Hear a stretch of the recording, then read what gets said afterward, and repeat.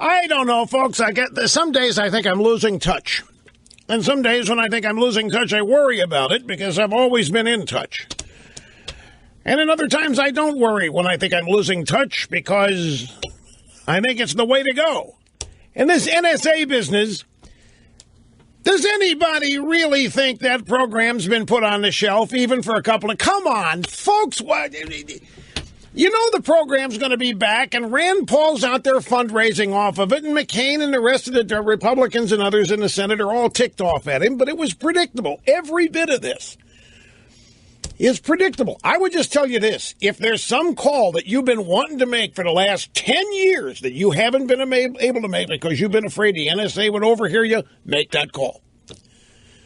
If you are doing anything that you don't want anybody to know about and you've been afraid to talk about it, this is your day. Go ahead and make the call, talk about it, because the NSA is not listening, are they? Intelligence agencies are not sweeping up that metadata. You're free for the next whatever number of days till they get this figured out to do every clandestine secret thing that you want nobody to know about. You got days to do it. Greetings, my friends, and welcome. I mean, seriously, everybody's so exercised. And by the way, Rand Paul did step over it here a bit here when he accused some people of wanting the United States to be attacked in order to prove a point, and he walked that back. Meeting and surpassing all audience expectations every day. Rush Limbaugh doing what millions can only dream of doing. 800-282-2882 if you want to be on the program. Here's Ken in Miami. I'm glad you waited, sir. Great to have you on the program. Hi, Rush. Hey. The ball that picked you was the Father, the Son, and the Holy Ghost.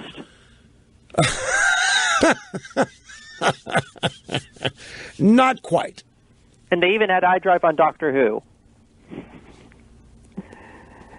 Anyway, they did. I'm sorry. I'm having to read what you're saying because I'm having trouble understanding. That's why the delay. They had. I don't watch Doctor Who, so I tried and I couldn't get into it. The phone booth, I didn't get it. The reason I called was that Republicans were elected to stop Obama.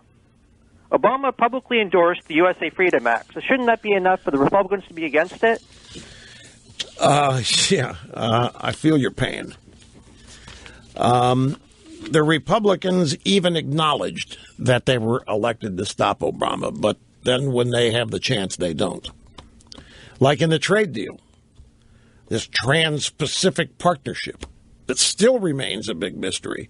It's the Republicans that are going to pull Obama. It's caused me to be on the same page as Elizabeth Warren on this. Imagine how bad this thing must be. Well, yeah, actually, Elizabeth Warren's on the same page with me. On this thing. This is bad news. It's bad news because we don't know what's in it. It may be okay, but they're really making that look doubtful because they won't let anybody read it, take notes about it. I mean, the people voting on it had to go to some secret room in the basement of the Capitol to read the damn thing. And they were not allowed to tell anybody about it. Why support that just on the basis of that alone? But this Patriot Act business and the Freedom Act and what have you, the renewal of the Patriot Act, the sweeping, the hoovering, if you will, of phone metadata. You know, I haven't talked about that today because I let off with it, and I think it's all academic. I mean, it's going to be reinstituted at some point if it even really has been canceled. I, for one, remain dubious that the NSA actually stopped collecting the data. It's a little bit more than just flipping a switch. This is a massive undertaking to be able to vacuum up all of that data. So my guess is they're still collecting it, but somehow not accessing it. They're doing something or not doing something with it to be in compliance. But I don't believe they've stopped sweeping the data up. And you've got Rand Paul out there now starting to allege conspiracy theories left and right to the point that other Republicans are accusing him of fundraising and electioneering with insincerity. Here, in fact, let me find the sound bites of the start with number 13. This is last night, Washington, the Senate floor, debating extending the surveillance of telephone and other electronic data to the NSA. Rand Paul speaking. This is a debate over the Bill of Rights. This is a debate over the Fourth Amendment. This is a debate over your right to be left alone. We are not collecting the information of terrorists. We are collecting all American citizens' records all of the time. This is what we fought the revolution over. Are we going to so blithely give up our freedom? Are we going to so blithely go along and just say, take it? Well, I'm not going to take it anymore. I don't think the American people are going to take it anymore.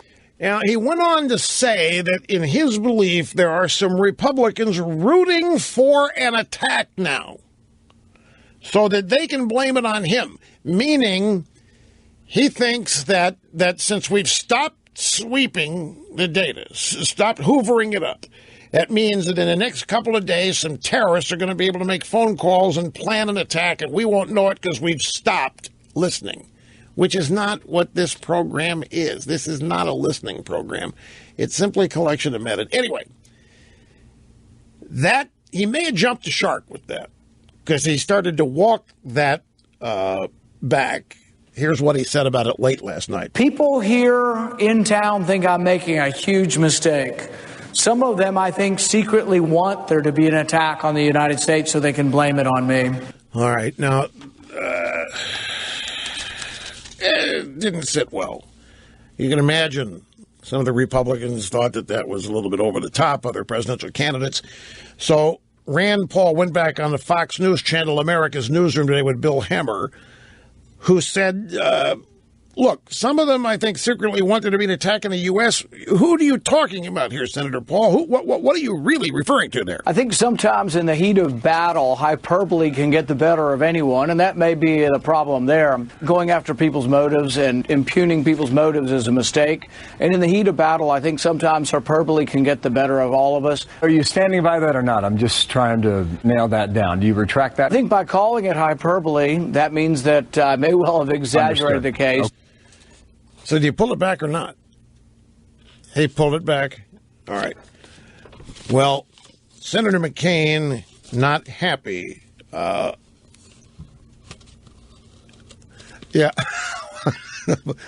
I know. This is the kind of stuff the Maverick got the nickname for, doing this kind of stuff, the Maverick. He was sitting well with the Maverick. John McCain last night, back to the Senate floor. Rand Paul and McCain had this little tete-a-tete. I was here for 30 minutes of the Republican side speaking. I sat in my seat for 30 minutes, so there was not 23 minutes of equally divided time. President, obviously people don't know the rules of the Senate. Maybe they should learn off Mr. President, I request the remaining 5 minutes of time on the opposite side. Is there objection to the request of the senator from Kentucky? I object. I object. I'm sick and tired of this guy. I mean, he's talking about.